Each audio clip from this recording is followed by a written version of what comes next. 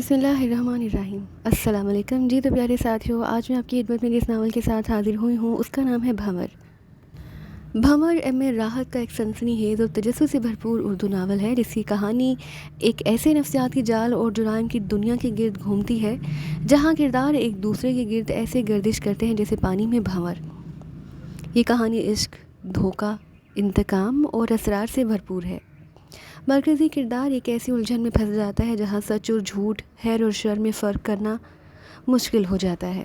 Novel کا ہر موڑ قاری کو چونکا دیتا ہے اور آخر تک تجسس قائم رہتا ہے۔ تو چلیے اسی کے ساتھ اس ناول کا آغاز کرتے ہیں۔ انگریز ہندوستان سے نکال دیے گئے، لیکن وہ پرانے انگریز جنہوں نے طویل عرصہ تک ہندوستان میں منمانیاں کی تھیں آج تک وہاں کی یادوں کو سینے سے لگائے بیٹھے تھے۔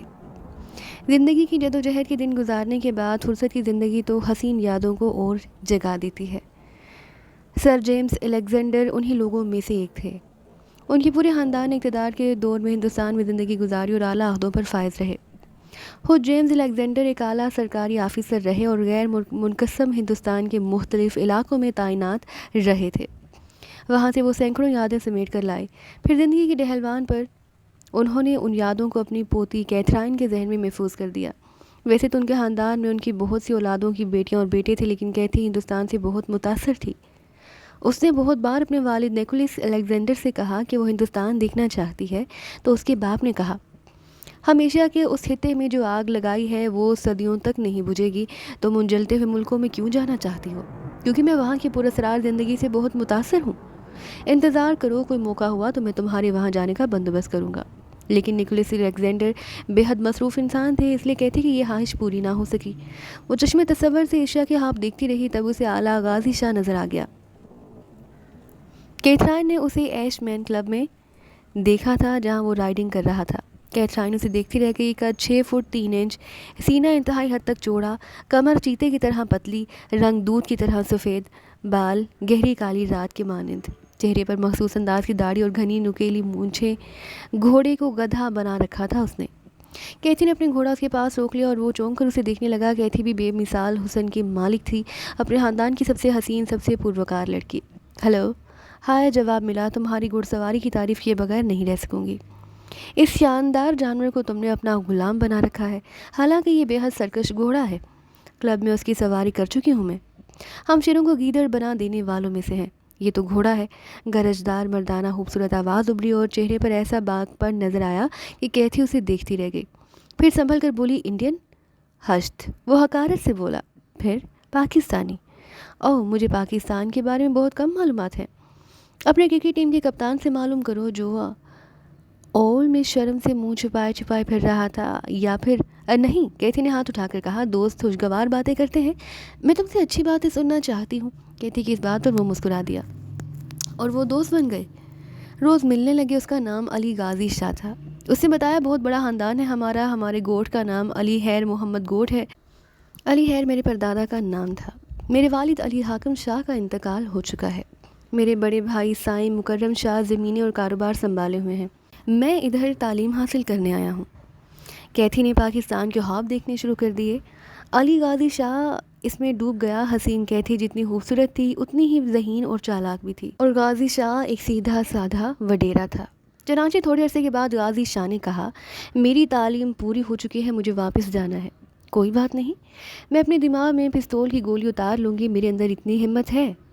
ایسا کیوں کرو گی؟ اس لیے کہ میں تمہارے بغیر نہیں رہ سکتی۔ تم مجھ سے شادی کر لو، غازی شاہ نے کہا، پھر میرے ساتھ چلو۔ تم یہاں نہیں رہ سکتے، میرا خاندان بہت معزز ہے، میں تمہیں یہاں کی نیشنلٹی دلوا دوں گی۔ ارے نہیں بابا، یہ مشکل ہے، ادھر میری بڑی ذمہ داریاں ہیں، پھر ہمارے خاندان کی روایات ہیں تو لڑکیاں رخصت ہو کر سسرال جاتی ہیں، لڑکے سسرال میں نہیں رہتے۔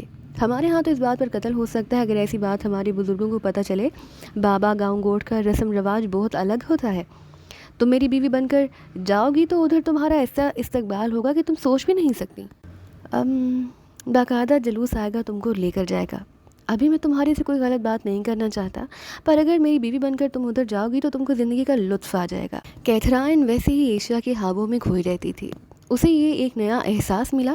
اس نے گھر میں اپنی ماں کو اس بارے میں بتایا تو ماں تشویش میں ڈوب گئی۔ تمہارا مطلب یہ ہے کہ تم پاکستان چلی جاؤ گی؟ ہاں، اور پھر میں ادھر ہی رہوں گی۔ کیتھرائن کی ماں گہری سوچ میں ڈوب گئی، پھر اس نے کہا، بات اصل میں اس میں کوئی مشکل نہیں، ہماری کچھ خاندانی روایات ہیں، اور یہ بات تو تم جانتے ہو کہ ہمارا خاندان بہت بڑا خاندان ہے، اور اس خاندان کے لیے ذرا سوچنا پڑے گا۔ بلکہ میں سمجھتی ہوں کہ ہیما شاعر سے سر جیمز کو بلانا پڑے گا۔ ٹھیک ہے، اس نے تمہیں پروپوزل دیا ہے، پہلے ہم آپس میں مشورہ کر لیں، اس کے بعد اس سے ملاقات کریں گے اور فیصلہ کریں گے۔ ویسے کیا یہ نہیں ہو سکتا کہ تم اسے اس کے خاندانی معاملات معلوم کرو اور اس کی تھوڑی بہت تصدیق کر لو؟ بلکہ میں تو سمجھتی ہوں کہ تمہارے دادا جیمز الیگزینڈر آدھے ہندوستان کو جانتے ہیں، کیونکہ انہوں نے ساری زندگی ہی ہندوستان کے مختلف گوشوں میں گزاری ہے۔ وہ ضرور ان لوگوں کو بھی جانتے ہوں گے کہ وہ کون لوگ ہیں، اور اگر وہ خاندانی نہ ہوئے تو پھر سوچنا پڑے گا۔ خاندان خاندان خاندان خاندانوں سے تو انسان بنتے ہیں، پھر بھی اگر آپ چاہیں تو دیکھ لیجیے گا، میں غازی شاہ سے اس کی خاندانی معاملات کی تفصیل لے لوں گی۔ کیتھرائن نے مسکراتے ہوئے کہا، ہاں یہ اچھی بات ہے اگر تم لوگ بھی خاندانوں کی چھان بین کرتے ہو، ہم لوگ بھی ایسا ہی کرتے ہیں۔ کم از کم مجھے ایک آسانی حاصل ہے، وہ یہ کہ کوئی یہ نہیں کہہ سکے گا کہ میں ایک معمولی خاندان کی لڑکی کو اپنی دلہن بنا کر لے آیا۔ اصل میں ایسے بہت سے واقعات ہوئے ہیں کہ یہاں کی کوئی معمولی سی لڑکی بہو بن کر وہاں پہنچ گئی اور پتہ چلا کہ یہاں اس کا کوئی خاندان نہیں، پھر بہت سے مشکل معاملات پیش آ جاتے ہیں۔ غازی شاہ نے نہ صرف اپنے خاندانی قوائف کیتھرائن کو لکھ کر دیے، بلکہ ایک تصویری البم بھی جس کا سلسلہ اسے گھر کے سب سے چھوٹی فرد سے لے کر حاکم شاہ تک جاتا تھا۔ بہرحال کی ساری تفصیل اس نے کیتھرائن کو دے دی اور سر جیمز الیگزینڈر خاص طور سے ہیما شاعر سے لندن آ گئے۔ پھر ایک گول میز کانفرنس رکھی گئی اور جب سر جیمز الیگزینڈر کے سامنے علی خیر محمد گوٹھ کے حاکم شاہ کا حوالہ دیا گیا تو سر جیمز الیگزینڈر چونک پڑا۔ کیا بتایا تم نے؟ حاکم شاہ علی خیر محمد گوٹھ کا حاکم شاہ؟ او مائی گاڈ، او مائی گاڈ، یہ تو ہندوستان کے اس علاقے کا بے تاج بادشاہ تھا جو اب پاکستان میں شامل ہو چکا ہے۔ علی خیر محمد گوٹھ ہے؟ اوہو، تو یہ وہ لوگ ہیں۔ کیا تمہیں اس بات کا علم ہے ڈیئر کیتھرائن اور میرے پیارے بیٹے نکولس الیگزینڈر کہ ہم اس خاندان سے انتقام کی حسرت لے کر واپس آئے تھے، اور اس کے بعد ہمارے خاندان میں ایسا کوئی جیالہ نہیں پیدا ہوا جو یہ انتقام لیتا۔ تمہیں میرے بھائی کے بارے میں تفصیلات معلوم ہے؟ وہ اسی علاقے میں مارا گیا اور یہ بات فائنل ہو چکی تھی کہ اسے حاکم شاہ کے آدمی نے ہلاک کیا۔ یہ ہے صورتحال، تم اسے فوراً انکار کرو اور اس کے ساتھ نفرت کا سلوک سمجھی، اتنا زریل و ہو کہ وہ اپنی نگاہوں میں گر جائے۔ نکولس الیگزینڈر نے وسیلے لہجے میں کہا، لیکن جیمز الیگزینڈر ہاتھ اٹھا کر مسکرا دیا۔ نہیں، اس سے کیا ہوگا؟ صرف ایک آدمی کو دکھ پہنچے گا اور پھر مرد کو کبھی دکھ نہیں پہنچتا۔ یقیناً اسے کوئی دوسری خوبصورت اور خاندانی لڑکی مل جائے گی۔ دیکھو، انگریز قوم کی یہی خوبی رہی ہے کہ اس نے جوش اور جذبات سے کام لے کر کسی چھوٹے منافع پر اکتفا نہیں کیا، بلکہ رن ان دا لانگ اس نے اپنے منصوبے بنائے اور ان پر کام کیا۔ مائی ڈیئر کیتھی، تم اس سے شادی کرنی چاہیے، تم ضرور اس سے شادی کرو اور شادی کرنے کے بعد اس کے وطن پہنچ جاؤ۔ انتقام ایک سے نہیں، اس کے پورے خاندان سے لینا چاہیے۔ مسٹر محمد علی جناح نے ہمارے ساتھ جو سنگین عمل کیا اور جس کے نتیجے میں ہمیں ہندوستان سے بھاگنا پڑا، وہ معمولی عمل نہیں تھا۔ دال سبزی کھانے والی قوم ہمارا کچھ بگاڑ نہیں سکتی تھی۔ ہم نے اگر نقصان اٹھایا تو ان گوشت خوروں سے اٹھایا جنہیں مسلمان کہا جاتا ہے، لیکن لارڈ ماؤنٹ بیٹن برطانیہ کی تاریخ میں ایک سنہری نام ہے جسے ہندوستان چھوڑتے چھوڑتے کشمیر کا تنازع کھڑا کر کے ان قوموں کو آج تک الجھائے رکھا ہے۔ 55 ایئر ہو گئے ہیں وہ لوگ یہ مسئلہ حل نہیں کر سکے اور اس سلسلے میں آپس میں ہون ریزی کرتے رہتے ہیں۔ میرا مطلب صرف یہ تھا کہ انگریز قوم کبھی کسی کو معاف نہیں کرتی۔ ہاں، یہ الگ بات ہے کہ ہم میٹھی چھری سے وار کرتے ہیں اور ہمارے دشمن کبھی ہماری ذہنی پہنچ تک نہیں پہنچ پاتے۔ اب ہمیں یہ چانس ملا ہے تو تمہاری شانوں پر یہ ذمہ داری رکھی جاتی ہے کیتھرائن کہ وہاں جاؤ، اپنی محبت کو بے شک قائم رکھو، لیکن اس خاندان کو فنا کر دو، انہیں کی چھری سے ہلاک کرو۔ کیتھرائن دلاویز انداز میں مسکرا دی، پھر اس نے کہا، ڈیئر گرینڈ فادر، میں نے ہمیشہ آپ ہی سے تربیت پائی ہے۔ بے شک غازی شاہ میرا محبوب ہے، لیکن آپ نے جو واقعات مجھے بتائے، جو ذمہ داری میرے سپرد کی، میں اسے بڑی خوشی سے انجام دوں گی۔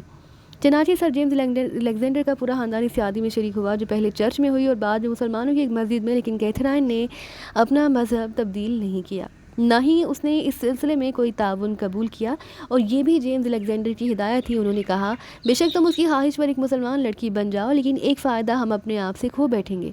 وہ کیا گرینڈ فادر؟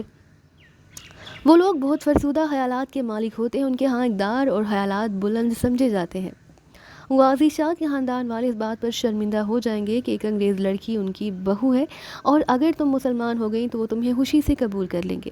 ایک دکھ ان کے سینوں میں رہنا چاہیے کہ اس خاندان کے ایک فرد نے اس قوم کی ایک لڑکی سے شادی کی ہے جس سے ہمیشہ ان کی دشمنی چلتی رہی ہے۔ کیا سمجھی؟ کیتھرائن مسکرا دی۔ علی خیر محمد گوٹھ میں یہ اطلاع ظفر خان نے دی تھی جو کراچی میں ان لوگوں کے قانونی مشیر تھے۔ ظفر خان ایڈوکیٹ ان لوگوں کے تمام قانونی معاملات سنبھالتے تھے اور بہت اچھے انسان تھے۔ غازی شاہ سے ان کا رابطہ رہتا تھا اور خاص طور سے غازی شاہ نے ظفر خان کو ٹیلی فون پر بات کرتے ہوئے کہا، خان صاحب آپ کا بیٹا غازی شاہ بول رہا ہے۔ اوہو غازی شاہ خیر تو ہے نا؟ ہاں خیر ہے لیکن تھوڑی سی تشویش کے ساتھ، غازی شاہ نے جواب دیا۔ مطلب میں سمجھا نہیں۔ آپ جانتے ہیں سائیں ظفر خان کہ میں لمبی بات کرنے کا عادی نہیں ہوں۔ میں نے یہاں شادی کر لی اور اب وطن واپس پہنچ رہا ہوں۔ میں جانتا ہوں فرسودہ خیالات کے مالک ہے اور یقینی طور پر میری شادی سے وہ لوگ خوش نہیں ہوں گے۔ اب یہ آپ کی ذمہ داری ہے سائیں ظفر کہ آپ وہاں جا کر معاملات ہموار کرو۔ یہ ایک چھوٹی سی ذمہ داری میں آپ کو سونپ رہا ہوں۔ ظفر خان پر سختہ داری تھا، وہ اس خاندان کا وفادار تھا اور اس کی بہتری کا خواہش مند بھی۔ وہ جانتا تھا کہ یہ خبر ان پر بجلی بن کر گرے گی، ایک غیر ملکی لڑکی کو وہ لوگ قبول نہیں کر پائیں گے۔ اس نے جلدی سے کہا، پوچھا سائیں غازی یہ بتاؤ لڑکی مسلمان ہے؟ پاکستانی ہے؟ میرا مطلب ہے ایسی پاکستانی جو وہاں جا کر آباد ہو جائے گی۔ نہیں بابا، اگر پاکستانی لڑکی سے شادی کرنا ہوتی تو اس کے لیے پاکستان کیا برا تھا؟ لندن میں آ کر یہ کوشش کرنا بالکل بیکار تھا۔ انگریز ہے ہاں، اور ایک بہت اچھی فیملی سے تعلق رکھتی ہے۔ مسلمان کر لیا ہے تم نے اسے سائیں؟ نہیں بابا نہیں، میں کسی کے مذہب میں ٹانگ نہیں اڑاتا، خود بھی میں مذہبی آدمی نہیں، کسی دوسرے سے بھی کوئی زیادتی نہیں کرنا چاہتا۔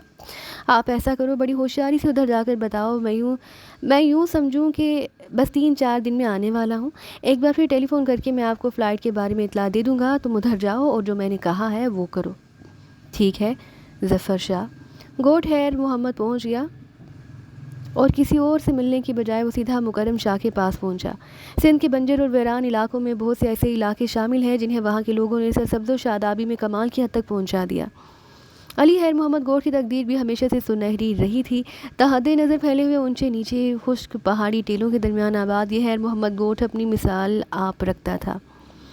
حاکم شاہ نے اسے گرد قلعہ نما فصیلیں بنوائی تھی۔ کچی مٹی اور بھوسے سے بنی ہوئی یہ فصیلیں سینکڑوں سال سے اسی طرح سربلند کھڑی ہوئی تھیں اور ان کے درمیان علی خیر محمد گوٹھ آباد تھا۔ چاروں طرف سبزہ زار اگے ہوئے تھے اور تپتی ہوئی گرمیوں میں جب سندھ کے مختلف شہروں کا درجہ حرارت آگ ہوا کرتا تھا، خیر محمد گوٹھ ایک ایسی جگہ تھی جسے اس علاقے کا حصہ کہا ہی نہیں جا سکتا تھا۔ بڑا سا داخلی دروازہ پھاٹک کے بغیر تھا کیونکہ بہرحال جہاں حملہ آوروں کی گنجائش نہیں تھی وہ مکرم شاہ کی نگرانی میں مزید خوبصورت ہو گیا، اور ظفر خان اس وقت مکرم خان کے پاس پہنچا جب مکرم شاہ سندھڑی آموں کے باغ میں فصل دیکھ رہا تھا اور اس کی آنکھیں مسرت سے چمک رہی تھیں۔ ظفر خان اسے تلاش کرتا ہوا وہیں پر پہنچا اور مکرم شاہ نے اس کا پرجوش استقبال کیا۔ آئیے بابا سائیں آئیے، آپ ہمارے خاندان کے ایک فرد ہیں اور یہ ہمارا ایمان ہے کہ وہ لوگ جو ہمدرد اور محبت کرنے والے ہوتے ہیں ایسے ہی موقعوں پر پہنچتے ہیں جب خوشیاں کسی کی جھولیاں بھر رہی ہوتی ہیں۔ آپ دیکھو اس بار فصل بہترین ہوئی ہے اور میرا دل باغ ہو گیا ہے۔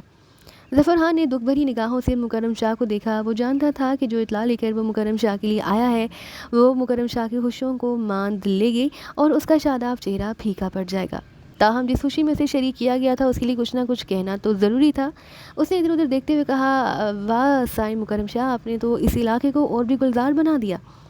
میرا خیال ہے پورے سندھ کے کسی باغ میں آموں کی اتنی اچھی فصل نہیں ہوئی ہوگی۔ محبت اور مہربانی سائیں آپ کی، آپ ہمارے خاندان کے بڑے ہو۔ اب آپ ذرا تھوڑا سا گھوم پھر کر بتاؤ آپ کے لیے کون سا درخت کے پھل توڑوائے جائیں۔ ارے نہیں مکرم شاہ، ایسی کیا ضرورت ہے؟ چلیے آئے بیٹھے، آپ کو پتہ چلا ہوگا کہ میں ادھر باغ میں ہوں۔ ہاں مجھے پتہ چل گیا تھا۔ مکرم شاہ نے باغ کے گوشے میں بنے ایک چھوٹے سے گھر کے سامنے چارپائیاں بچھواتے ہوئے ظفر کو بیٹھنے کا اشارہ کیا اور پھر ملازم خاطر مدارت میں مصروف ہو گئے۔ مکرم شاہ نے کہا، آپ کی آمد کی اطلاع مجھے پہلے سے نہیں تھی اور ویسے بھی میری سمجھ میں کوئی ایسی بات نہیں آئی جو آپ کے آنے کی وجہ ہو۔ حالانکہ آپ جیسا کہ میں نے کہا ہمارے خاندان کے بڑے ہو اور ہمارے رہنما بھی، جب بھی آپ آتے ہو خیر محمد گوٹھ کے دروازے آپ کے لیے کھلے ہوتے ہیں، پر ذرا سا تجسس رہتا ہے آپ جیسے مصروف آدمی کے آنے پر۔ خیر تو ہے؟ ہاں سائیں اللہ کا شکر ہے، آپ کی محبت آپ کی بڑائی ہے۔ سائیں ایک مشکل خبر ہے جو آپ کو دیتے ہوئے تھوڑا سا تردد ہو رہا ہے۔ مکرم شاہ نے چونک کر ظفر خان کی صورت دیکھی اور بولا، آپ بتاؤ کیا خبر ہے؟ سائیں غازی شاہ وطن واپس آ رہے ہیں ہمیشہ کے لیے لندن چھوڑ کر، یہ مشکل خبر ہے۔ ہم تو غازی شاہ کا لمحہ لمحہ انتظار کر رہے ہیں اور اس نے کافی دن پہلے ہمیں اطلاع دی تھی کہ وہ آ رہا ہے۔ تعلیم تو اس کی مکمل ہو چکی ہے، کوئی ضروری کام اسے کرنے تھے۔ آپ کو پتہ نہیں سائیں کہ اماں کس طرح اس کا انتظار کر رہی ہیں؟ جانتا ہوں سائیں، اچھی طرح جانتا ہوں، اور غازی شاہ نے ایک اور ذمہ داری بھی میرے سپرد کی ہے۔ وہ مشکل ہے آپ کو بتاتے ہوئے اسی سے ڈر رہا ہوں، جلدی کہو کیا بات ہے؟ خیریت تو ہے؟ سائیں غازی شاہ اپنی بیوی کے ساتھ آ رہے ہیں۔ کیا؟ مکرم شاہ کے چہرے پر بہت سے رنگ آ کر گزر گئے، پھر وہ آہستہ سے بولا، بیوی کے ساتھ؟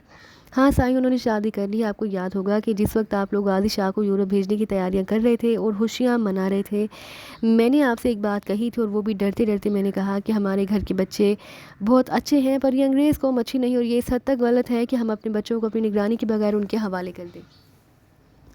ان کا تو کام ہی الگ ہے سائیں، آپ سمجھتے ہو، پر آپ کے خاندان کے ایک بزرگ نے ہمیں ڈانٹ دیا اور کہا کہ ہم ایڈوکیٹ ہو کر اس طرح جہالت کی باتیں کر رہے ہیں۔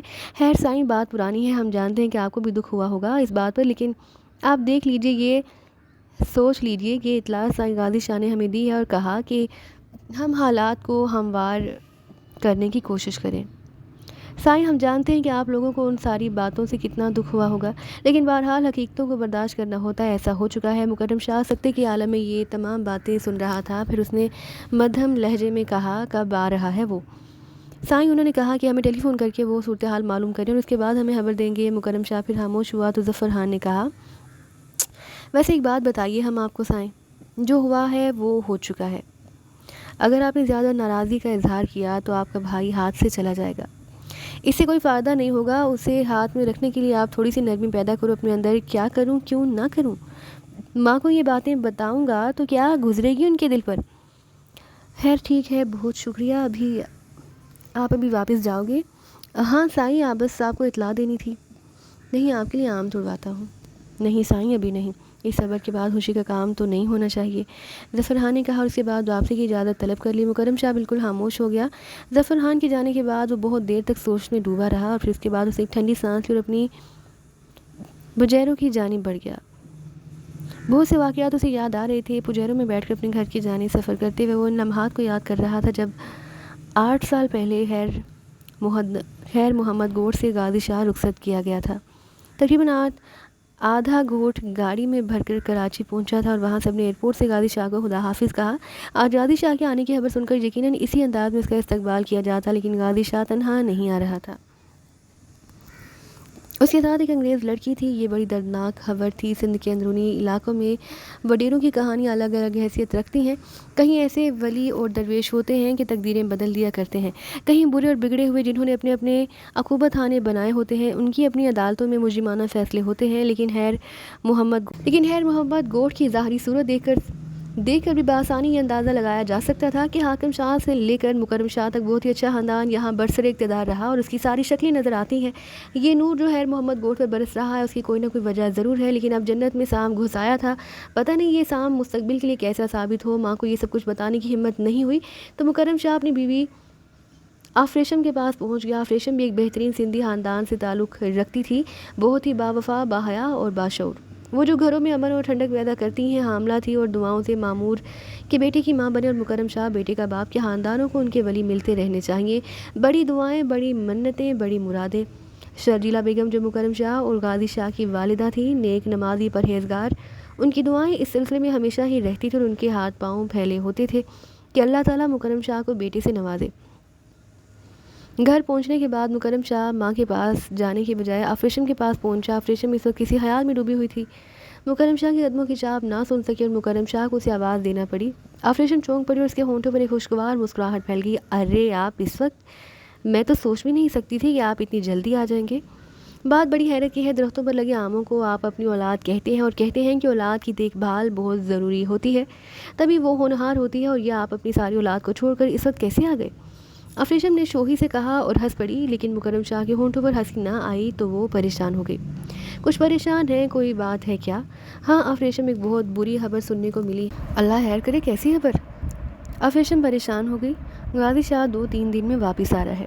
اپنا غازی شاہ؟ آفریشم ہوش ہو کر بولی، ہاں تو یہ پریشانی کی خبر ہے؟ فون آیا ہے اس کا، چٹھی آئی ہے، یا کسی کے ہاتھوں خبر بھیجی ہے اس نے پوچھا۔ خبر ہی آئی ہے سمجھو، لیکن اس کے ساتھ ایک عورت بھی آ رہی ہے، اور وہ عورت انگریز ہے۔ سب سے بڑی بات یہ ہے کہ وہ اس کی بیوی ہے۔ مکرم شاہ نے ٹکڑوں میں یہ تفصیل بتائی، اور آفریشم کا منہ حیرت سے کھلے کا کھلا رہ گیا۔ مکرم شاہ کہنے لگا، اسی خبر نے تو مجھے پریشان کر دیا ہے۔ میں ماں کو یہ خبر دینا چاہتا ہوں، مگر میری ہمت نہیں پڑتی، ان پر کیا گزرے گی۔ اصل میں تم ہماری خاندانی روایات کو جانتی ہو۔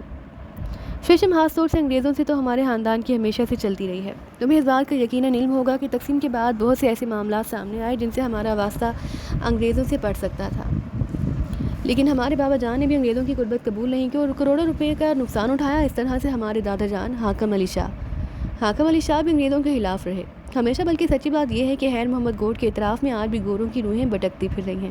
ہم نے ان کا قتل عام کروا دیا. یہ لوگ خیر محمد گوڈ پر قبضہ کرنے کے لیے آئے تھے، لیکن اللہ کا فضل رہا حاکم علی شاہ نے ان کا قبضہ یہاں نہیں چلنے دیا اور انہیں بہت بڑا نقصان اٹھانا پڑا. یہ تو ایک پوری کہانی ہے. اس آبادی میں کسی انگریز عورت کا وجود آبادی میں رہنے والوں کے لیے کس قدر قابل نفرت ہو سکتا ہے، یہ بات شاید مکمل طور پر تمہیں نہ معلوم ہو. افریشم جواب دہی مجھے کرنی پڑے گی، بولو میں کیا کروں. افریشم شوہر کی صورت دیکھتی رہ گئی. پھر اس نے کہا مگر غازی شاہ نے تو ہمیں تو ایسی کوئی اطلاع نہیں دی. ہاں بہت برا ہوا ہے افریشم، بہت برا ہوا ہے. تم ماں کے کانوں تک یہ بات پہنچاؤ، کسی بھی طرح پہنچاؤ. میں تو اپنے اندر ہمت نہیں پاتا. میں بتا دوں؟ ہاں بولو. ظفر خان ایڈوکیٹ آئے تھے، غازی شاہ نے انہیں اطلاع دی اور یہ اطلاع وہ مجھے دے کر چلے گئے. جاؤ بتا دو. افریشم نے ادب سے گردن جھکا دی اور اپنی جگہ سے اٹھ کر شرجیلا کی جانب چل پڑی. اور جب اس نے یہ خبر شرجیلا کو دی تو شرجیلا بیگم کی کیفیت بھی قابل دید تھی. وہ اپنے شوہر کی موت کے بعد سے اب تک اتنی پریشان کبھی نہیں ہوئی جتنا اس وقت ہو گئی. اس وقت بھی ایک بہت بڑی ذمہ داری سے کندھوں پر آ پڑی، لیکن اس کے مددگار اس کے بیٹے تھے. لیکن آج وہ ایک عجیب سی کیفیت محسوس کر رہی تھی. اسے اندازہ تھا کہ کیا کچھ ہوا ہے. وہ یہ بھی جانتی تھی کہ بیٹے کے دل پر کیا بیت رہی ہوگی. اس کی سمجھ میں نہیں آ رہا تھا کہ وہ کیا کرے. بڑی پریشانی کی کیفیت پیدا ہو گئی تھی. بہرحال وہ آہستہ سے چلتی ہوئی مکرم شاہ کے پاس پہنچ گئی. مکرم شاہ ایک بستر پر دونوں ہاتھوں سے سر پکڑے ہوئے بیٹھا تھا.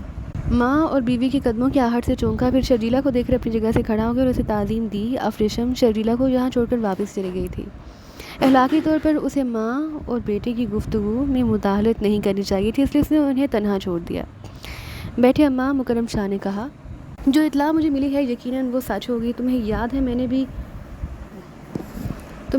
نے بھی غازی شاہ کی مخالفت کی تھی یورپ بھیجنے کی. میں نے کہا کہ یورپ کی کہانیاں اچھی نہیں ہوتی. جوانی کی عمر کسی بھی شکل میں بھٹک سکتی، لیکن تم پر بھائی کی محبت غالب تھی. تم اس کی خوشی کو سر کا تاج بنانا چاہتے تھے. اب بولو کیا کہتے ہو؟ امید نہیں تھی اماں، مجھے یہ امید نہیں تھی. میں رہنمائی چاہتا ہوں. کیا کرنا چاہیے مجھے؟ سارے گوٹ کی نگاہیں ہم پر آ جائیں گی. کس کا جواب دو گی؟ کیا یہ نہیں ہو سکتا کہ اطلاع بھجوا دو سے کہ وہ یہاں واپس نہ آئے، وہیں رہے، جو مانگے گا ہم اسے بھیجتے رہیں گے؟ نہیں اماں، یہ کیسے ممکن ہو سکتا ہے؟ کچھ بھی ہے وہ ہمارا خون ہے. وہ ہم زندگی بھر کے لیے تو اسے علیحدہ نہیں کر سکتے. 8 سال ہو گئے، پورے 8 سال جس دن سے وہ یہاں سے گیا ہے، اس دن سے آج تک آنکھوں سے دیکھنے کو ترستی رہی ہیں. ماں سے بڑی بات کرتے ہو. میں تو اس کی یاد کو آنکھوں میں بسائے بستر پر لیٹی تھی اور خواب میں سے دیکھ کر اپنے دل کو بہلاتی رہتی تھی. لیکن اس نے جو کچھ کیا ہے وہ اچھا نہیں کیا. ماں اب مجھے بتاؤ ہمیں کیا کرنا چاہیے؟ پہنچ جائے گا وہ 2-3 دن میں. نہیں، اسے احساس دلاؤ کہ اس نے جو کچھ کیا غلط کیا، بہت غلط کیا ہے اس نے. اس کے کیے ہوئے کے اثرات ہم پر کیسے مرتب ہوتے ہیں ہم تو ابھی اس کا جائزہ بھی نہیں لے سکتے. سب سے بڑی بات یہ ہے کہ ہمارے گوٹ میں ہمارے بزرگوں کے سارے کارنامے ہر ایک کو اچھی طرح معلوم ہیں اور ہم ان پر فخر کرتے ہیں. علی خیر محمد گوٹ میں انگریزوں کے خلاف آج بھی وہی نفرت پائی تھی. کوئی بھی مسئلہ ہو دیکھ لو ایسا ہی ہوتا ہے. اب ایک انگریز عورت ہمارے گھر کے بہو بن کر آئے گی، اس کی اولادیں ہمارے گھر کی سرتاج ہوں گی. تم خود سوچو کیا ہوگا. یہ کیا سب کچھ صحیح ہوگا؟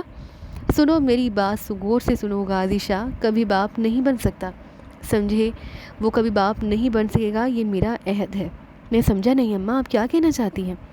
جواب میں شرجیلا نے خاموشی اختیار کر لی. بہت دیر تک خاموشی رہی. پھر اس نے کہا ایک اور سوال جس کا جواب شاید ابھی تمہارے پاس نہیں ہوگا. کیا وہ لڑکی مسلمان ہو چکی ہے؟ پتہ نہیں اماں، اتنی ساری باتیں مجھے پتہ نہیں. اور اس نے جو کچھ کیا بہت برا کیا ہے، بہت برا کیا ہے. مکرم شاہ پردرد لہجے میں بولا. شرجیلا کی آنکھیں بھی جھک گئیں. راستے بھر کیتھرائن پاکستان کے بارے میں گفتگو کرتی آئی تھی. اس نے اپنے طور پر بھی پاکستان کے بارے میں بہت سی معلومات حاصل کی تھی اور اس کے شہروں کے بارے میں، وہاں کی زندگی کے بارے میں پوری معلومات جمع کر لی تھی. سندھ کے اس علاقے میں جہاں کے رہنے والے تم ہو غازی شاہ، سنا ہے بڑی گرمی پڑتی ہے. ہاں، دھوپ سے تپتی ہوئی زمین آگ اگلتی ہے، لیکن ہمارے خاص طریقے سے بنے ہوئے گھروں میں اس آگ کو جذب کر کے اندر ٹھنڈک پیدا کرتے ہیں. تمہارے ہاں بڑی بڑی رہائش گاہوں کو حویلی کہا جاتا ہے. ان حویلیوں کی کہانیاں بڑی عجیب اور پر اسرار ہوتی ہیں. آپ سب کچھ تم اپنی آنکھوں سے دیکھ ہی لوگے. یقین کرو غازی شاہ، میں بڑی سنسنی محسوس کر رہی ہوں اپنے بدن میں. ہم کس وقت تک وہاں پہنچ جائیں گے؟ بس اب تھوڑی دیر کے بعد ہمارا جہاز کراچی ایئرپورٹ پر اتر جائے گا. جنار ٹرمینل پر ہمارے ساتھی ایک دوسرے جلوس کی شکل میں ہمارا انتظار کر رہے ہوں گے. میں نے اپنے ایڈوکیٹ کو اطلاع دے دی تھی. اس نے یقینی طور پر میرے بڑے بھائی مکرم شاہ کو میری اور تمہاری آمد کی اطلاع کر دی ہوگی. وہ لوگ بڑی بے چینی سے ہمارا انتظار کر رہے ہوں گے. گوہٹ سے کراچی تک کا سفر بہت زیادہ تو نہیں لیکن پھر بھی کافی ہے. میرا خیال ہے وہ رات ہی کو چل پڑے ہوں گے اور ایئرپورٹ پہنچ گئے ہوں گے. تم میری ماں سے ملو گی تو بہت خوش ہوگی. وہ ایک بہت ہی پروکار اور روایتی عورت ہے. وہاں میری بھابھی بھی ہے. ان کا نام آفریشم ہے. آفریشم بہت ہی اچھے خاندان کی خاتون ہے. غازی شاہ ایک شخص سے تعارف کراتا آ رہا تھا. یہاں تک کہ طیارہ کراچی ایئرپورٹ پہنچ گیا اور 2-3 چکر لگانے کے بعد رن وے پر اتر گیا. اپنی باری آنے پر شاہ کیتھرائن کے ساتھ سیڑھیاں طے کر کے باہر آ گیا. تھوڑی دیر کے بعد ان کا سامان بھی کلیئر ہو گیا اور غازی شاہ کی نگاہیں سامنے بھٹکنے لگی. وہ مکرم شاہ اور دوسرے لوگوں کے چہرے دیکھنا چاہتا تھا. اس کا خیال تھا کہ ہو سکتا ہے کہ شرجیلا بیگم بذات خود آ جائے. بیٹی سے جدائی ماں کے لیے بڑی مشکل ہوتی ہے. بہرحال انہی تصورات کو لیے ہوئے وہ اپنی ٹرالی دھکیلتا ہوا باہر نکلا تو سچل دوڑ کر اس کے پاس پہنچ گیا. سچل بھی گھر کا پرانا منتظم تھا. حویلی کے 100% معاملات اس کی ذمہ داری ہوا کرتے تھے. وہ بھی خاندانی ملازم تھا اور حاکم شاہ سے پہلے بھی اس کے اہل خاندان اس گھر کی چاکری کرتے تھے. سچل نے دونوں ہاتھ جوڑ کر سینے پر رکھے اور سر جھکا کر بولا, اللہ سائیں غازی شاہ سائیں. غازی شاہ سائیں کو دنیا کی ساری خوشیاں دے اور صحت تندرستی اور زندگی دے. آئیے یہ ٹرالی مجھے دے دیجیے. باقی لوگ کہاں پر ہیں سچل؟ آپ آئیے, میں آپ کو لینے آیا ہوں. 2 بندے اور ہیں جو آپ کا سامان سنبھالیں گے. اور باقی لوگ؟ غازی شاہ نے پوچھا. سائیں بس میں ہی آیا ہوں. سائیں مکرم شاہ نے مجھے ہی بھیجا ہے. غازی شاہ کا پورا بدن ایک لمحے کے لیے تھر تھرا کر رہ گیا. دیر تک وہ کچھ بول نہیں سکا. پھر اس کے بعد اس نے سرد لہجے میں کہا, اس کا مطلب ہے اور کوئی نہیں آیا؟ نہیں سائیں آئیے. غازی شاہ نے بوکھلائی ہوئی نگاہوں سے کیتھرائن کو دیکھا. کیتھرائن کے ہونٹوں پر مدھم سی مسکراہٹ تھی. وہ مسکراہٹ ایک خنجر کی طرح غازی شاہ کے دل میں ترازو ہو گئی. وہ ڈھیلے ڈھیلے قدموں سے چلتا ہوا پجیرو تک آیا. وہاں 2 ملازم موجود تھے. انہوں نے اس کا سامان پجیرو کے پچھلے حصے میں رکھا اور پھر خود بھی بیٹھ گئے. غازی شاہ کیتھرائن کے ساتھ وہ درمیانی سیٹ پر بیٹھ گیا. سچل نے اسٹیئرنگ سنبھالا اور گاڑی وہاں سے چل پڑی. بڑا خاموش اور اکتا دینے والا راستہ تھا. غازی شاہ کچھ سمجھ میں نہیں آ رہا تھا. کیتھرائن نے بھی اس بارے میں ایک لفظ نہیں کہا. بہرحال سفر جاری رہا. خاصی دیر کے بعد وہ ایک وسیع و عریض میدان نظر آیا جس میں یادگاریں بنی ہوئی تھی. میدان کے بائیں جانب قبرستان تھا. یادگاروں پر چونا کیا گیا تھا اور ان کی سفیدی زمین پر عجیب سا تاثر چھوڑتی تھی. کیتھرائن بہرحال ان تمام مناظر سے لطف اندوز ہو رہی تھی اور اپنے طور پر سوچ بھی رہی تھی کہ غازی شاہ نے جو کچھ کہا وہ نہیں ہوا. اس بات سے غازی شاہ ہاں دل برداشتہ نظر آتا ہے, لیکن یہ بات متوقع تھی کیونکہ کیتھرائن جانتی تھی کہ اسے وہاں خوشی کے ساتھ نہیں قبول کیا جائے گا. اور یہ بات اسے صرف ایک آدمی نے نہیں, سر جیمز الیگزینڈر, انڈیانا الیگزینڈر اور نکلس الیگزینڈر نے اچھی طرح سمجھائی تھی اور کہا تھا کہ بے شک یہ شادی اس کی زندگی کے لیے خوشی ہے, لیکن یہ الیگزینڈر فیملی کے لیے ایک مشن بھی ہے جو کیتھرائن کو انجام دینا ہے. اور اس مشن کا آغاز ہو گیا تھا. نفرت کرنے والے لوگ اس وقت بھی اس نفرت کا شکار تھے اور اسے ان سب کو سنبھالنا تھا. پھر پجارو علی خیر محمد گوٹ میں داخل ہو گئی. خود غازی شاہ کی کیفیت بہت خراب تھی. کیتھرائن نے کوئی تبصرہ نہیں کیا اور ان باتوں پر, لیکن غازی شاہ خود بڑی شرم محسوس کر رہا تھا اور اس کی وجہ وہ بھی جانتا تھا. 2 ہی صورتیں تھیں, یا تو وہ لوگ خوشی سے غازی شاہ کی اس حرکت کو قبول کر لیتے یا پھر اس سے نفرت کا اظہار کیا جاتا. دوسرا عمل ہوا تھا اور غازی شاہ سوچ رہا تھا کہ ان لوگوں نے انتہا پسندی سے کام لیا ہے. اصولی طور پر انہیں بعد میں غازی شاہ سے شکایت کر لینی چاہیے تھی. اس وقت تو اس کی عزت رکھنا چاہیے تھی اور اس بات نے غازی شاہ کو حادثہ مشتعل کر دیا. بہرحال پجیرو اندر داخل ہو گئی. حویلی میں بھی اس سے کوئی خاص استقبال نہیں کیا گیا. سامنے آفریشم مکرم شاہ گھر کے ملازموں کے ساتھ اور آس پاس کی چند رشتہ داروں کے ساتھ موجود تھے. غازی شاہ اور کیتھرائن نیچے اترے تو آفریشم چند قدم آگے بڑھ کے آگے اسے مسکراتے ہوئے کیتھرائن کو گلے لگایا. مکرم شاہ کا چہرہ ستا ہوا تھا. وہ چند قدم آگے بڑھا اور سرد مہری سے اس نے غازی شاہ کو گلے لگایا. بہرحال بڑا بھائی تھا اور غازی شاہ سے ہمیشہ اس کی عزت کی تھی, اس لیے غازی شاہ خود کچھ نہ کہہ سکا, لیکن اس کے اپنے انداز میں بھی سرد مہری پیدا ہو گئی. پھر آفریشم ان لوگوں کو لے کر اندر داخل ہو گئی اور وہ حصہ جو ان لوگوں کے لیے سجایا گیا تھا وہاں غازی شاہ اور کیتھرائن پہنچ گئے. مکرم شاہ درمیان ہی سے چلا گیا تھا. آفریشم البتہ ایک اچھی میزبان کردار ادا کر رہی تھی. انہیں ان کے کمرے میں پہنچ جانے کے بعد آفریشم نے مسکراتے ہوئے غازی شاہ سے کہا, ادا گھر کو بھول تو نہیں گئے؟ ساری چیزیں جو کی تو ہیں. اپنی بیوی کو ان کے بارے میں سمجھا دینا. میں ہر خدمت کے لیے حاضر ہوں. غازی شاہ نے نگاہیں اٹھا کر آفریشم کو دیکھا, پھر سرد لہجے میں بولا, ٹھیک ہے بھابھی, آپ کی مہربانی کہ آپ نے میرے ساتھ وہ سلوک نہیں کیا جو اس وقت دوسرے کر رہے ہیں. ایک بات بتا سکتی ہیں آپ؟ ہاں ادا پوچھو, آفریشم نے کہا. اماں کہاں پر ہیں؟ وہ خیریت سے تو ہیں؟ طبیعت ٹھیک ہے ان کی؟ کوئی بیماری تو نہیں ہے ان کو جس کی وجہ سے وہ ابھی تک میرے سامنے نہیں آئی, یا پھر وہ مجھ سے ملنا ہی نہیں چاہتی؟ آفریشم نے نگاہیں اٹھا کر غازی شاہ کو دیکھا, پھر بولی, ادا یہ تو تمہارا فرض ہے جاؤ اور ماں کے پاؤں چومو۔ ٹھیک ہے وہ اپنی محبت سے مجبور ہے، لیکن کوئی وجہ ہوگی جو نہیں آئی۔ پاؤں تو مجھے ان کے چھونے تھے بھابھی، مگر اس جگہ جہاں وہ اپنے بیٹے کا استقبال کرنے کے لیے کھڑی ہوتی، پر مجھے پاؤں چھونے تھے ان کے۔ ماؤں پیوں تو آسمان کی طرح ہوتے ہیں، مگر انہوں نے واقعی مجھے آسمان بن کر زمین کی طرح دیکھا۔ اس بات کو نہیں بھولوں گا بھابھی کہ بیوی سے میں نے کہا کہ علی خیر محمد گوٹھ میں میرا ایک مقام ہے، میرے لیے جلوس آئے گا جو ہم لوگوں کو لے کر گوٹھ پہنچے گا، پر ایسا لگتا ہے کہ سائیں مکرم شاہ نے مجھے اپنے دل سے کھرچ کر پھینک دیا ہے۔ ہو سکتا ہے اس میں کوئی بڑی مصلحت ہو اور وہ مجھے ہر طرف سے میرے منصب سے بے دخل کرنا چاہتے ہوں۔ آفریشم تھڑپ گئی، اس نے کچھ کہنے کے لیے منہ کھولا لیکن پھر کچھ لمحے تک خاموش رہی۔ اس کے بعد اس نے آہستہ سے کہا، ادا غازی شاہ تمہارے کہے کا جواب میرے پاس ہے، مگر میں یہ جرات نہیں کر سکتی۔ تم چھوٹے ہو میرے، لیکن حویلی کے بڑوں میں سے ہو۔ میں چلتی ہوں اپنے لیے، میں صرف اتنا ہی کہہ سکتی ہوں کہ میری ضرورت ہو تو مجھے آواز دے دینا، میں حاضر ہو جاؤں گی۔ یہ کہہ کر افریشم واپس چلی گئی۔ ان لوگوں کی یہ گفتگو سندھی زبان میں ہو رہی تھی، اس لیے کیتھرائن کے سمجھنے کا تو سوال ہی پیدا نہیں ہوتا تھا، لیکن انگریز نسل کی چالاک عورت ایک ایک جنبش سے تمام حقیقتوں سے واقف ہو رہی تھی۔ افریشم نے مکرم شاہ کو سمجھاتے ہوئے کہا، مسئلے کا حل یہ تو نہیں ہوتا سائیں، آپ بڑے ہو وہ چھوٹا ہے، اگر ہمارے بابا جی ہمارے درمیان ہوتے تو کوئی بات نہیں تھی، لیکن اب یہ ذمہ داری آپ کی ہے، آپ اس سے بات کرو۔ کیا بات کروں افریشم؟ جو کچھ وہ کر کے آ گیا ہے اس کے بعد کی گنجائش کیا ہے؟ بس ایسا لگتا ہے کہ اب دل پر زخم ہی زخم کھانے پڑیں گے۔ نہیں سائیں، ان کے رشتے ایسے نہیں چھوڑے جا سکتے، آپ کو اس پر غور کرنا پڑے گا۔ آپ ایسا کرو، جا کر اماں کو سمجھاؤ، ماں بیٹی کے درمیان یہ بات نہیں ہونی چاہیے۔ کیسی باتیں کرتی ہو افریشم؟ مطلب تمہارا یہ ہے کہ ماں اس کے پاس جائے اور کہے بیٹے تو کیسا ہے؟ وہ یہ سب کچھ کیوں بھول گیا؟ وجہ ہے اس کی سائیں، اس کی وجہ ہے۔ کیا وجہ ہے؟ بس بچہ ہے، بیوی کو یہ کہہ کر لایا ہوگا کہ ادھر اس کا زبردست استقبال ہوگا، لوگ اسی قدموں میں بچھ بچھ جائیں گے۔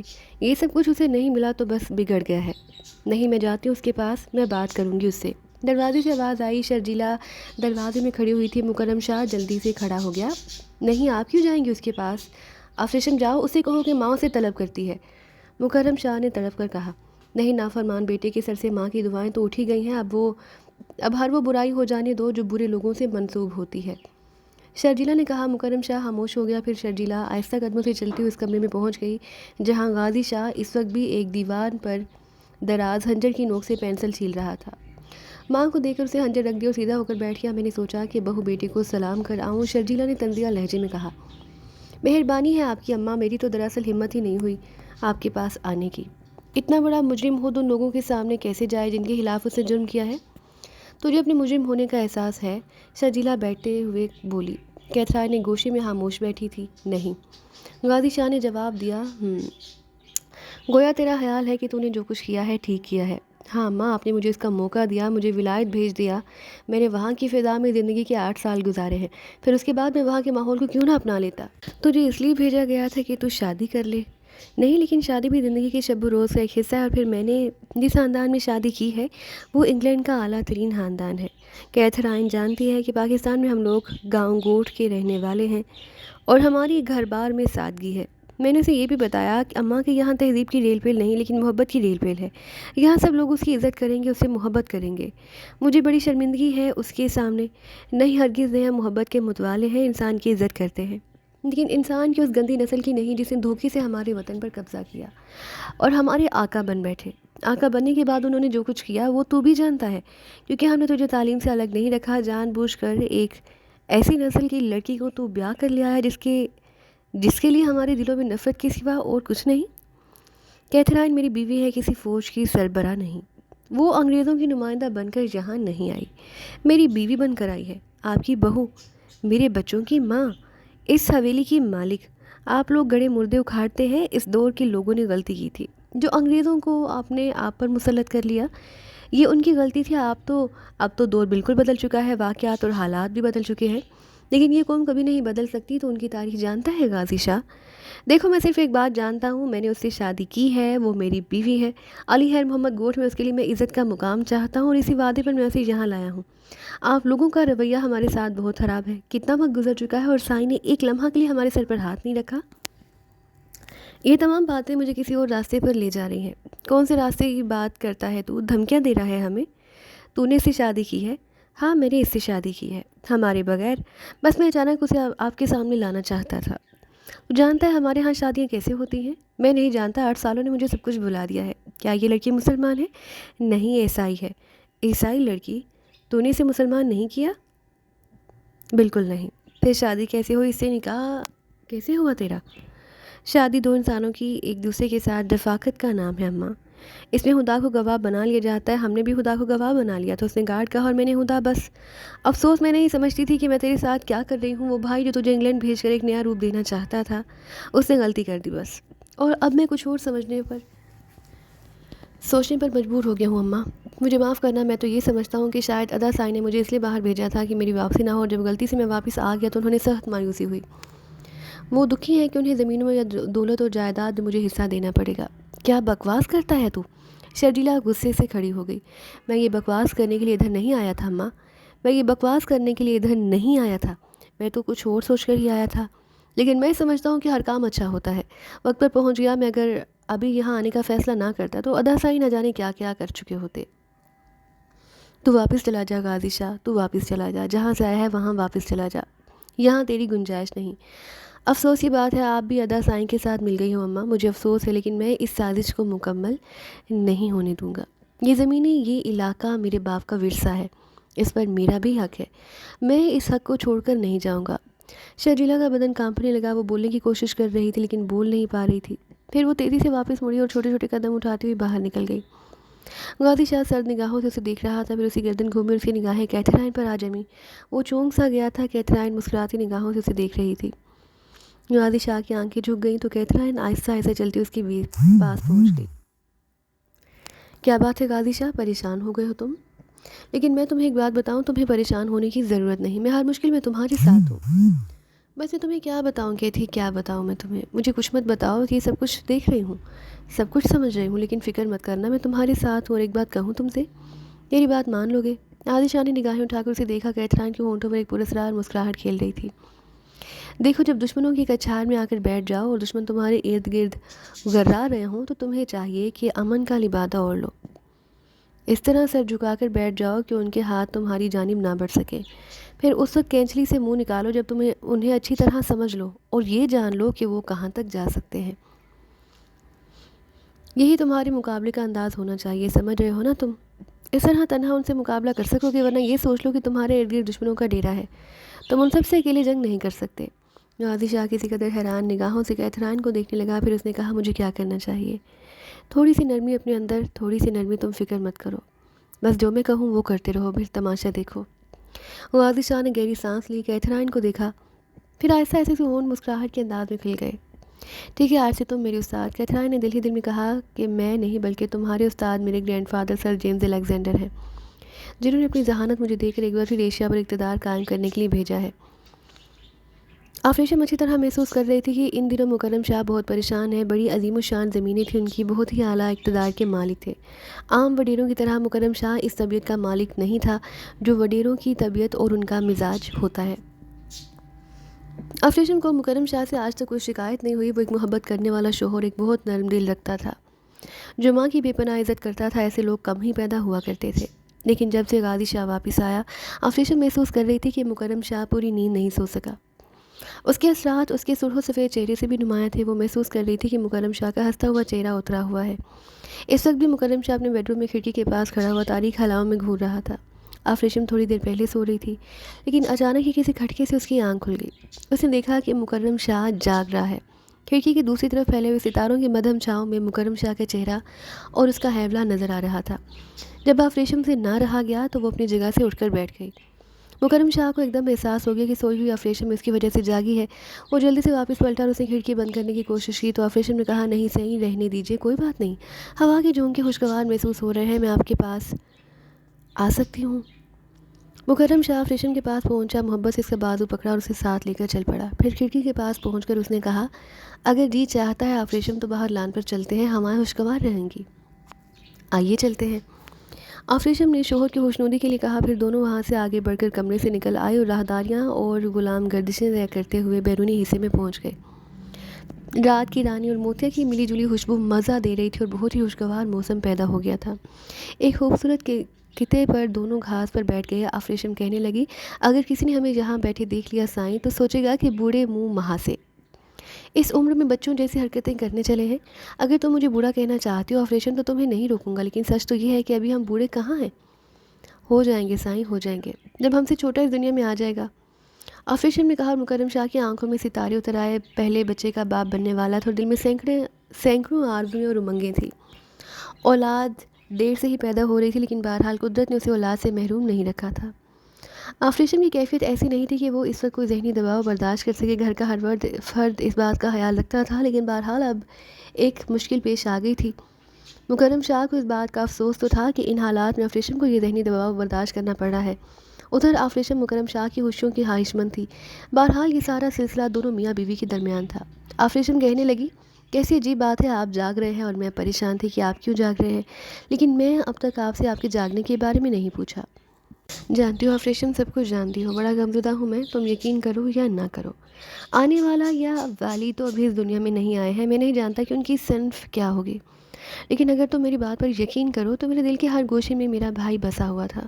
میں نے کبھی اس سے ہٹ کر نہیں سوچا. اب میں بڑی مشکل کا شکار ہوں کہ کیا کروں کیا نہ کروں. بستی میں بہت سے معزز لوگ ہیں، وہ ہماری خاندانی روایات کو جانتے ہیں. انہیں معلوم ہے کہ خیر محمد گوٹھ ہمیشہ انگریزوں کا دشمن رہا ہے. شاید تمہیں اس بات کا یقین نہ آئے کہ میرا ایک دوست کراچی میں رہتا ہے. سفارت خانوں سے اس کا گہرا تعلق ہوتا ہے. وہ خود بھی ایک بہت بڑا آدمی ہے. آسٹریلیا کے ایک سفیر نے ہمارے علاقے میں باڑے کا شکار کھیلنے کی اجازت مانگی تھی. پاڑا صرف انہی علاقوں میں ملتا ہے، سندھ کے دوسرے علاقوں میں پاڑا نہیں ہے. میں نے صرف اس لیے اس دوست سے معذرت کر لی کہ بستی خیر محمد گوٹھ کے رہنے والے یہ نہیں جانتے کہ کون انگلینڈ کا رہنے والا ہے اور کون آسٹریلیا کا. سفید رنگ کا کوئی فرد ہمارا مہمان بنے گا تو وہ لوگ صرف یہی کہیں گے کہ وہ انگریز ہے اور مجھ پر انگلیاں اٹھائیں گے. میں نے اپنے دوست کو یہ بات بتائی تو وہ خوب ہنسا، کہنے لگا کہ ٹھیک ہے، وہ کسی طرح آسٹریلیا کے سفیر کو منع کر دے گا. لیکن دلچسپ بات یہ ہے، تو اب ہماری اس لال حویلی میں ایک انگریز عورت آ گئی ہے، خالص انگریز، اور وہ بھی ہماری عزت بن کر، تو اس کے بعد سکون کیسے رہ سکتا ہے. میں یہ سوچتا ہوں کہ یہ اونٹ کس کروٹ بیٹھے گا. اصل بات یہ ہے. ایک بات کہوں آپ سے، اس بیچاری کا کوئی نہ کوئی حل تو نکالنا ہوگا. تعاون کی بات کیجیے، آپ کے اوپر کون سا دباؤ ہے ایسا. لوگوں کو جواب دے دیجیے. بات لوگوں کو جواب دینے کی نہیں، کسی کی اتنی جرت نہیں کہ مجھ سے جواب طلب کرے. لیکن میں صرف یہ دیکھ رہا ہوں کہ غازی شاہ کے انداز میں بڑی سرکشی پیدا ہو گئی ہے. یہ بھی جانتا ہوں کہ یہ سرکشی کس وجہ سے پیدا ہوئی ہے. وہ دوسرے تصورات لے کر جہاں آیا ہوگا، لیکن یہ مناسب نہیں. کچھ نہ کچھ حل نکالنا چاہیے ان مشکلات کا. اور پھر برا مت ماننا، میں ان دنوں تمہارے بارے میں سوچ رہا ہوں اور ایک اور خاص بات سوچ رہا ہوں. کیا؟ آفریشم نے سوال کیا. تم سکر چلی جاؤ اور میرے بچے کو وہیں جنم دو. تمہارے ذہن پر کوئی بوجھ نہیں رہنا چاہیے. آفریشم نے نگاہیں اٹھا کر مکرم شاہ کو دیکھا. ان آنکھوں میں شکایت تھی. مکرم شاہ کو ایک دم احساس ہو گیا. کہنے لگا، اور تم یہ بات جانتی ہو آفریشم کہ میں نے جو کچھ کہا وہ پورے خلوص اور پوری سچائی سے کہا. اس کے پس منظر میں کوئی غلط بات نہیں. جانتی ہوں سائیں، اچھی طرح جانتی ہوں. پر آپ مجھے ایک بات بتاؤ، ہم تو ہر مشکل کے ساتھی ہیں. ہر دکھ اور تکلیف میں زندگی بھر ہاتھ میں ہاتھ رکھنے کا وعدہ کیا ہے ایک دوسرے سے. تم اس وقت پریشان ہو تو اپنے آپ سے دور کر رہے ہو. اس وقت تو میں سمجھتی ہوں کہ میرا فرض ہے سب سے آگے ہے. مکرم شاہ نے آگے بڑھ کر آفریشم کا ہاتھ پکڑ لیا اور محبت بھرے لہجے میں بولا، نہیں آفریشم، تم خود بھی سمجھتی ہو کہ میں ایک لمحہ بھی تمہیں اپنے سے دور کرنا گوارا نہیں کرتا. لیکن ہم اپنے نئے ساتھی کو کیوں پریشان کریں؟ اسے تو ابھی کسی الجھن کا شکار نہیں ہونا چاہیے. مکرم شاہ نے آفریشم کی جانب اشارہ کر کے کہا اور آفریشم نے شرما کر گردن جھکا لی. پھر مدھم لہجے میں بولی، وہ ہمارا اپنا ہے، ہم دونوں کا خون مشترک. اگر ہماری تکلیفوں میں وہ ابھی سے شریک نہیں ہوگا تو آگے کب ہمارا وفادار رہ سکتا ہے. مکرم شاہ کہا مار کر ہنس پڑا. پھر اس نے کہا، کس طرح کہہ رہی ہو تم، جیسے وہ ساری باتیں سن رہا ہو. آفریشن بھی مسکرانے لگی. شوہر کے ذہن کا بوجھ کسی حد تک کم کر دینے سے اسے دلی خوشی کا احساس ہو رہا تھا. پھر اس نے کہا، ہر مشکل کا حل نکل آتا ہے سائیں، آپ اتنا بوجھ نہ ڈالو اپنے سر پر. میں تو کہتی ہوں معاف کر دو اسے. جب آپ جانتے ہو کہ آپ کو کسی کو جواب دہی نہیں کرنی، آپ اسے اپنا مسئلہ بتاؤ. کوئی آپ سے سوال کرے تو اس سے یہی کہو کہ وہ آپ کا بھائی ہے، آپ کا بیٹا ہے. کوئی غلطی کر بھی بیٹھا ہے تو اس غلطی کو نبھانا آپ کی ذمہ داری ہے. آپ بے فکر ہو کر کام کریں. کوئی اگر الٹی سیدھی بات کرے تو اس کے ساتھ سختی کریں. تھوڑے دن بعد تمام آوازیں دب جائیں گی. آپ کو کون سا کسی کے سامنے سر جھکانا ہے آفریشن. مجبوری تو یہیں سے جھکانا ہے. مان لو میں ساری باتوں کو دفن کر دوں، میں اپنی روایات، لیکن ایک ہستی ایسی ہے جس کی وجہ سے کچھ یہ سب نہیں کر سکتا. کسی شدید دکھ پہنچا اور اس کی وجہ سے میں بھی دکھی ہوں. کون؟ آفریشن نے تعجب سے سوال کیا. اماں. تم نے اماں کا چہرہ غور سے نہیں دیکھا؟ ذرا اس پر غور کر لو، وہ پتھرا کر رہ گئی ہے. ہم تو جدید نسل کے لوگ ہیں، بہت سی باتوں کو کانوں کے پاس سے گزار دیتے ہیں، لیکن ماں کے لیے یہ مشکل ہو رہا ہے۔ یہ 8 سال اس نے کس طرح تڑپ تڑپ کر گزارے ہیں میں جانتا ہوں۔ ہر لمحے یاد کرتی رہی غازی کو، بلکہ کبھی کبھی تو مجھے یہ احساس ہوتا تھا کہ میں نے یہ فیصلہ کر کے غلطی کی ہے۔ اس وقت تک یہ احساس صرف اس لیے تھا کہ ماں اپنی بیٹی کی جدائی کی وجہ سے دکھی ہے، لیکن آج اس کے جو نتائج نکلے ہیں افریشم، آج میں ان نتائج سے دکھی ہوں۔ افریشم سر جھکائے شوہر کی باتیں سن رہی تھی۔ اس نے ایک ٹھنڈی سانس بھر کر کہا، ماں کو میں سمجھاؤں گی، وہ بہت اچھی ہیں، میری بات ضرور مان جائیں گی۔ افریشم اسی شرجیلا کے پاس پہنچی۔ شرجیلا ایک آرام چیئر پر دراز ہلکے ہلکے ہچکولے لے لیتی ہوئی آنکھیں بند کیے سوچ میں ڈوبی ہوئی تھی۔ افریشم کی آہٹ پر وہ سنبھلی اور سیدھی ہو کر بیٹھ گئی۔ افریشم نے جلدی سے اس کے قدموں میں بیٹھنے کی کوشش کی تو شرجیلا نے جلدی سے اس کے دونوں ہاتھ پکڑے اور بولی، نہیں، صوفے پر بیٹھو، میں تمہاری محبت اور تمہاری سعادت مندی پر کبھی کوئی شک نہیں کرتی۔ میرے برابر کا درجہ حاصل ہے تمہیں، بیٹھو، آرام سے بیٹھو۔ طبیعت ٹھیک ٹھاک ہے؟ جی اماں، بس آپ کی وجہ سے تھوڑی سی پریشان ہوں۔ افریشم نے براہ راست کہا، میری وجہ سے؟ ہاں اماں، آپ پریشان ہیں تو میں خوش نہیں رہ سکتی۔ شرجیلا نے نگاہیں اٹھا کر بہو کو دیکھا اور بولی، میری پریشانی کا کوئی حل نہیں افریشم، میں بہت غور کر رہی ہوں، بہت سوچ رہی ہوں، حل نہیں نکل رہا۔ دیکھو، آنے والے وقت میں اللہ سائیں تمہیں بہت سی اولادوں سے نوازے گا، تم دیکھ لینا اور میری بات کو یاد رکھنا۔ انسان اولادوں میں تفریق نہیں کر سکتا، کسی سے کم کسی سے زیادہ محبت نہیں کر سکتا۔ 8 سال اس کی جدائی میں کاٹے تھے، ہر لمحہ انتظار کیا تھا۔ تم سوچ لو 8 سال میں کتنے لمحے ہو سکتے ہیں، پر اس نے غلط کیا، برا کیا۔ میری نگاہیں دور تک دیکھ رہی ہیں، ہمارے بڑے اس خاندان کو آباد کرتے چلے آئے ہیں، نسلیں چلتی ہیں، شجرے بنتے ہیں اور انسان پہچانے جاتے ہیں۔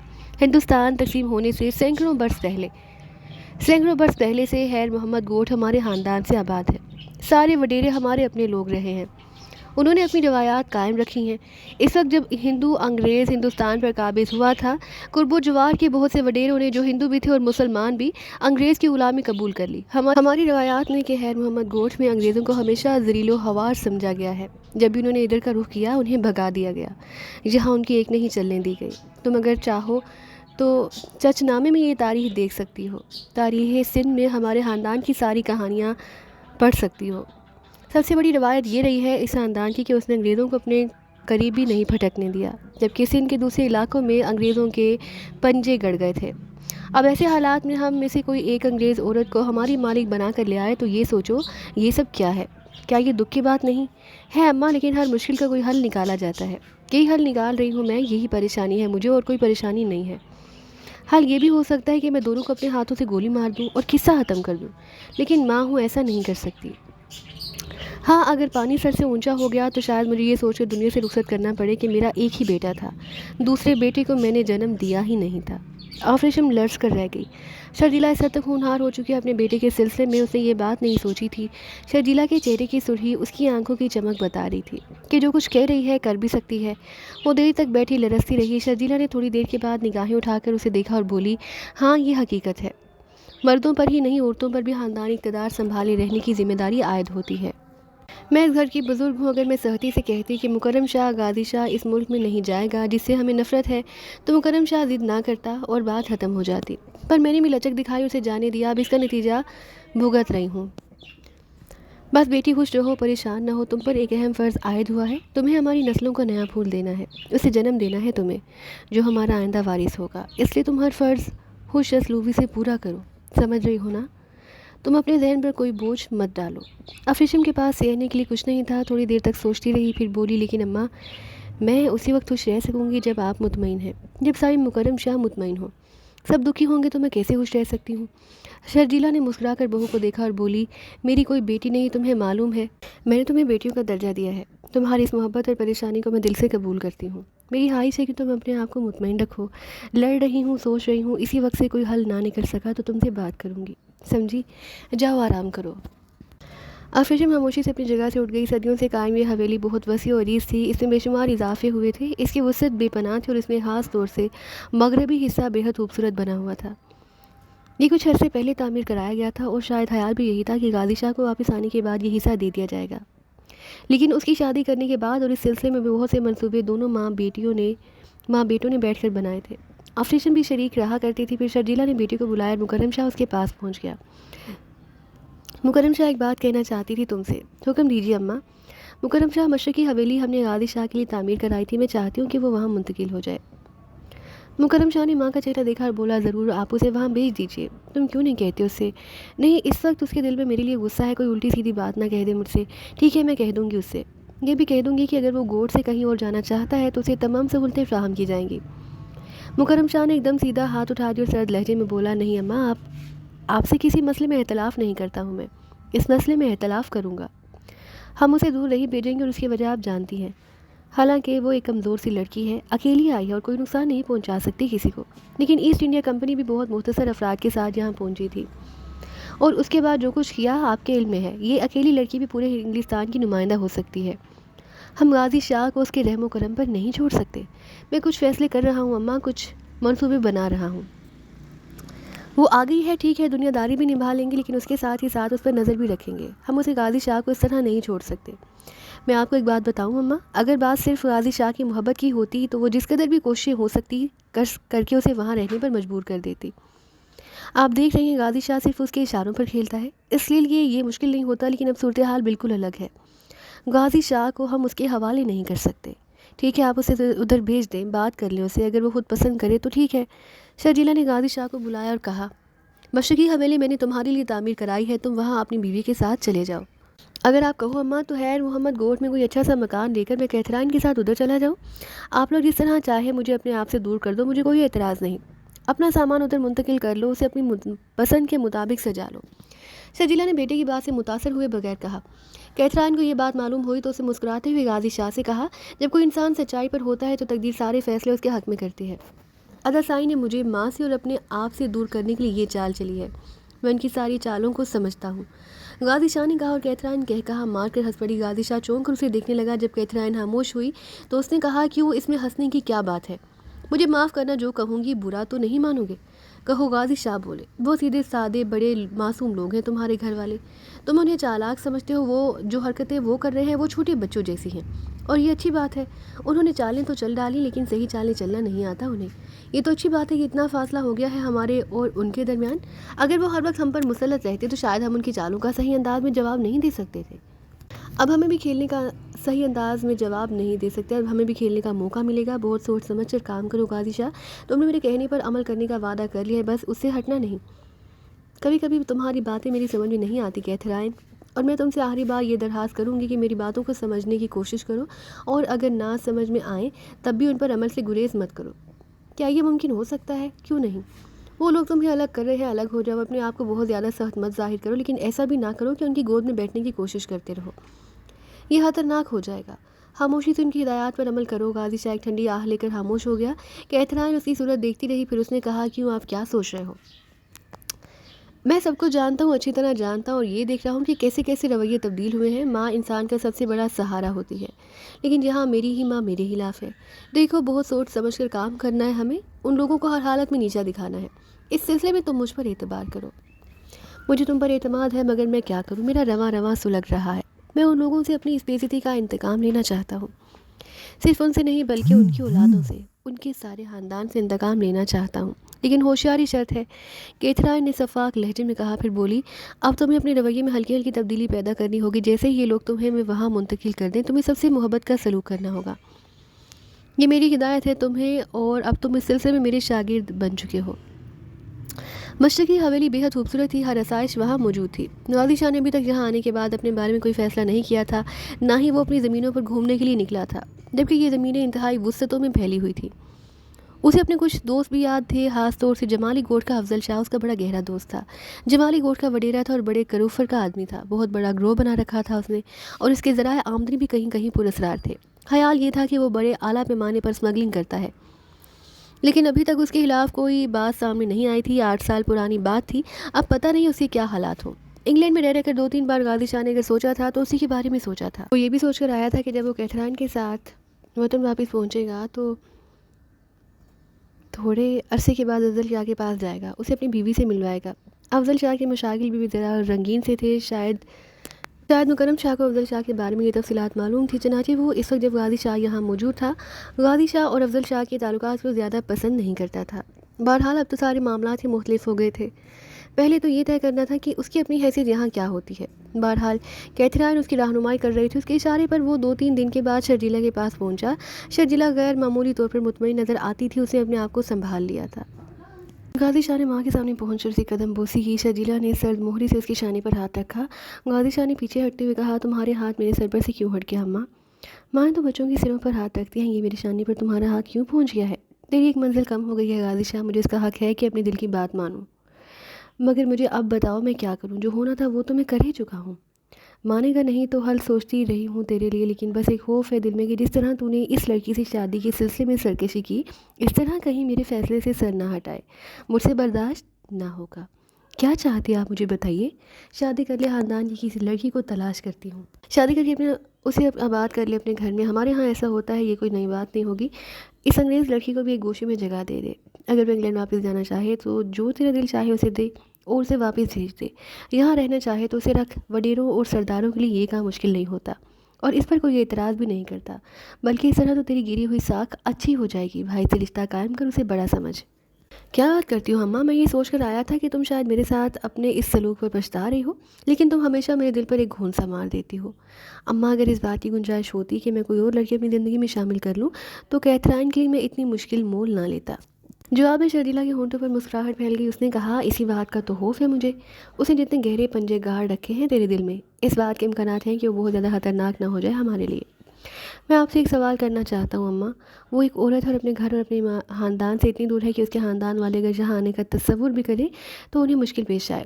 فرض کر لو کہ وہ انگریز عورت ہے، مگر ہے تو عورت ہمارا کیا بگاڑے گی؟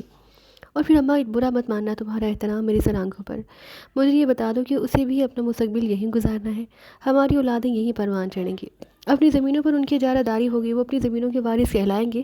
شرجیلا نے عجیب سی نگاہوں سے غازی شاہ کو دیکھا اور بولی، ہاں ماں ہوں میں، میرے دل سے تیرے لیے صرف دعائیں ہی نکلنی چاہیے، لیکن میرا واسطہ صرف تجھ سے نہیں ہے۔ اب بھی کبھی کبھی خوابوں میں تیرے باپ کی صورت نظر آتی ہے تو ایک سوال کرتا ہے وہ، ان کی آنکھوں میں وہ یہ کہ غازی شاہ نے اتنا غلط قدم کیسے اٹھا لیا۔ یہ صرف تمہارا احساس ہے اماں، بابا سائیں اگر ہوتے تو کوئی مشکل مسئلہ ہی نہ ہوتا۔ ہاں واقعی اگر بابا سائیں ہوتے تو یہ مسئلہ کرتے، تو یہ فیصلہ کرتے کہ تجھے انگلینڈ کبھی نہ بھیجا جائے، مگر مکرم شاہ نے یہ فیصلہ کر لیا تھا اماں، اور جانتی ہیں آپ کس لیے کیا تھا؟ اس لیے کہ مجھے آپ سے اتنا فاصلہ مل جائے کہ آپ کے دل سے میری محبت نکل جائے۔ خیر ٹھیک ہے، میں کوشش کرتا رہوں گا، اور کیتھرائن بھی کوشش کرتی رہے گی کہ ہم مرتے دم تک آپ کی وفادار رہیں، اور ایک نہ ایک دن آپ کو اس بات کا احساس ہو جائے کہ برے ہم تھے یا دوسرے۔ غازی شاہ وہاں سے چلا آیا، کیتھرائن کو اسے رپورٹ دی۔ کیتھرائن نے مسکراتے ہوئے کہا، بالکل ٹھیک ہے، سب ٹھیک ہے۔ ان لوگوں سے مقابلہ کریں کہ ہم، اب تو مقابلہ بڑا کھڑا ہو گیا ہے، اس ساری زمین ساری جائیداد پر قبضہ ہونا چاہیے ہمارا۔ یہ سب کچھ ان کے لیے نہیں، اب ہمارے لیے ہے، سمجھے، اور میں تم سے وعدہ کرتی ہوں کہ ایک دن تمہیں اس علاقے کا سب سے بڑا وڈیرا بنا دوں گی، یہ میرا عزم ہے۔ آخر میری ذہانت اور کس کام آئے گی؟ آفریشم کی ولادت کے دن قریب آتے جا رہے تھے۔ مکرم شاہ نے اپنے آپ کو سنبھال لیا۔ سب سے بڑی بات یہ تھی کہ کیتھرائن اب باقاعدہ یہاں آتی تھی اور آفریشم سے بھی اس کی اچھی خاصی دوستی گانٹ لی تھی۔ مکرم شاہ نے آفریشم کو ہوشیار کر دیا تھا اور کچھ ہدایات دی تھیں خاص طور سے۔ ادھر کیتھرائن کے فرشتوں کو بھی یہ بات معلوم نہیں تھی کہ شرجیلا نے کس طرح اس پر نگرانی کے انتظامات کر رکھے ہیں۔ شرجیلا بھی معمولی عورت نہیں تو اب تو خاص طور سے اس نے اپنی تمام حسیات کو زندہ کر لیا تھا۔ بہرحال ایک رات شرجیلا نے گوٹھ علی مراد سے کسی کو طلب کیا۔ اس وقت چمچم بارش ہو رہی تھی جب شرجیلا کی طلب کردہ عورت اس کے پاس پہنچی۔ یہ شرجیلا کی بہت ہی پرانی دوست کی بیٹی سکھاں تھی۔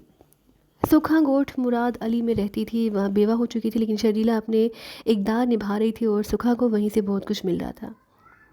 خاصی رات ہو گئی جب سکھاں شرجیلا تک پہنچی۔ شرجیلا نے اسے دیکھ کر کہا، جاؤ پہلے کپڑے تبدیل کرو، اگر اتنی تیز بارش تھی تو تمہیں نہیں آنا چاہیے تھا، آپ نے بلایا تھا مالکہ، تو میں کیسے نہ آتی؟ سکھاں نے کہا، دیکھو کتنی دفعہ میں نے تم سے کہا کہ مجھے مالکہ نہ کہا کرو، پر تم باز نہیں آتی۔ میں نہیں کہتی آپ کو مالکہ، میرا دل کہتا ہے۔ آپ نے جس طرح میری بیوگی کو ڈھکا ہے، میں اس کا کیا جواب دے سکتی ہوں آپ کو؟ بس احترام ہی تو کرتی ہوں، مجھے اپنا احترام کرنے دیجیے۔ ٹھیک ہے، جاؤ، کپڑے نکلوا کر رکھے ہیں میں نے تمہارے لیے، جانتی تھی کہ بارش میں آ رہی ہو، اس کے بعد آپ کہتی کہ میں آپ کو مالکہ نہ کہوں؟ سکھاں نے کہا۔ کپڑے تبدیل کرنے کے بعد شرجیلا نے اسے کھلایا پلایا اور پھر بولی، ایک خاص بات یاد آ گئی تھی مجھے تمہاری، بس پہلے تو میں نے اس پر غور نہیں کیا، لیکن اب مجھے خیال آیا کہ تم سے تھوڑی سی بات کی جائے۔ یہ بات میں جانتی ہوں کہ تم میری اس قدر اعتماد کی عورت ہو کہ تم پر مکمل بھروسہ کیا جا سکتا ہے۔ کہوں گی نہیں، صرف ایک بات کہوں گی کہ اگر کبھی آنکھیں مانگے تو نکال کر تمہارے حوالے کر دوں گی مالکہ، زبان مانگی تو زبان کاٹ کر تمہیں دے دوں گی، گردن مانگی تو گردن اتار کر تمہیں دے دوں گی۔ اور یہ صرف کہانی نہیں، کبھی کہہ کر تو دیکھو۔ مجھے یقین ہے، شرجیلا نے گہری سانس لے کر کہا، پھر بولی، تمہیں یاد ہے کافی عرصہ پہلے جب تم میرے پاس آئیں تو تم نے مجھے اپنے کسی جاننے والے کا قصہ بتایا تھا، غالباً تمہاری نند کی نند تھی۔ ہاں، میری نند کی نند کا نام سجیلا تھا، یہی نام بتایا تھا تم نے اس کا۔ تم نے بتایا تھا کہ اس کی دیورانی اور جٹھانی کے درمیان جنگ چل رہی تھی اور جٹھانی نے دیورانی کو بانجھ کر دیا تھا۔ یاد ہے مجھے پورا قصہ، کیسے کیا تھا؟ سانپ کی زبان پکا کر کھلائی تھی اسے۔ سکھا نے بتایا، سانپ کی زبان؟ ہاں، کسی جوگی نے بتایا تھا کہ سانپ کی زبان اگر پکا کر کھلا دی جائے تو عورت ہمیشہ کے لیے بانجھ ہو جاتی ہے، اور ایسا ہی ہوا۔ آج تک اس کے ہاں اولاد نہیں ہوئی، جبکہ اس کا گھر والا اولاد کا بڑا خواہش مند تھا، اور ہے دنیا بھر کے ویر حکیم ڈاکٹر استعمال کر لیے پر کوئی فائدہ نہ ہوا۔